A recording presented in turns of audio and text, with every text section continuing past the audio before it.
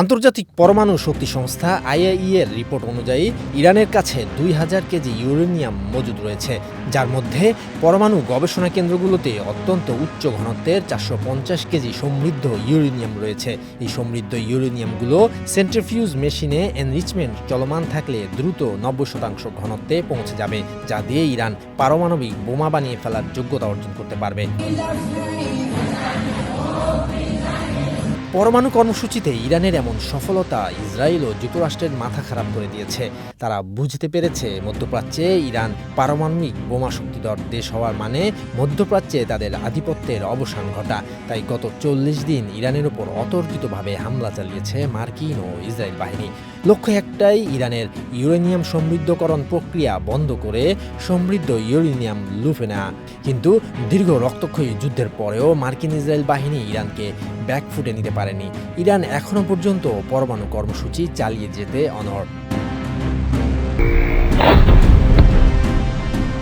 যুদ্ধের ময়দানে head to head ইরানের সাথে না পেরে পাকিস্তানের মাধ্যমে একের পর এক লোভনীয় প্রস্তাব দিচ্ছে যুক্তরাষ্ট্র, যেন ইরান পরমাণু কর্মসূচি থেকে সরে আসে। যুক্তরাষ্ট্র একটি বড় ধরনের প্রস্তাব রেডি করেছে বলে শীর্ষ গণমাধ্যমগুলো নিশ্চিত করেছে। ইরানের সাথে দ্বিতীয় দফা আলোচনা অনুষ্ঠিত হলে যুক্তরাষ্ট্রের প্রতিনিধিরা ইরানকে সেই প্রস্তাব দিবে। ইরান যদি তাদের প্রস্তাবে রাজি হয়ে সমৃদ্ধ ইউরেনিয়াম যুক্তরাষ্ট্রের কাছে হস্তান্তর করে, তাহলে যুক্তরাষ্ট্র ইরানের জব্দকৃত ২২ বিলিয়ন মার্কিন ডলারের সমপরিমাণ সম্পদ ইরানকে বুঝিয়ে দিবে। পাশাপাশি যুদ্ধে ক্ষয়ক্ষতির ভর্তুকি হিসেবে ১৩২ বিলিয়ন ডলারের অনুদান দিবে বলে প্রতিবেদনগুলো উল্লেখ করেছে।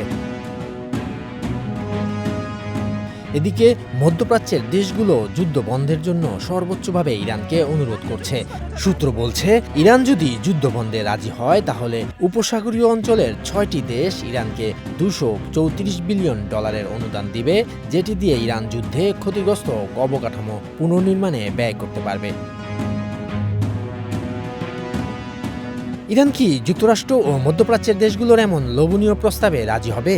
যদিও ইরানকে এর আগেও এর চেয়ে বেশি অর্থের প্রস্তাব দিয়েছিল যুক্তরাষ্ট্র, কিন্তু ইরানের বর্তমান রেজিম মাথা নত করেনি। শরীয়তুল্লাহ, বৈশাখী সংবাদ।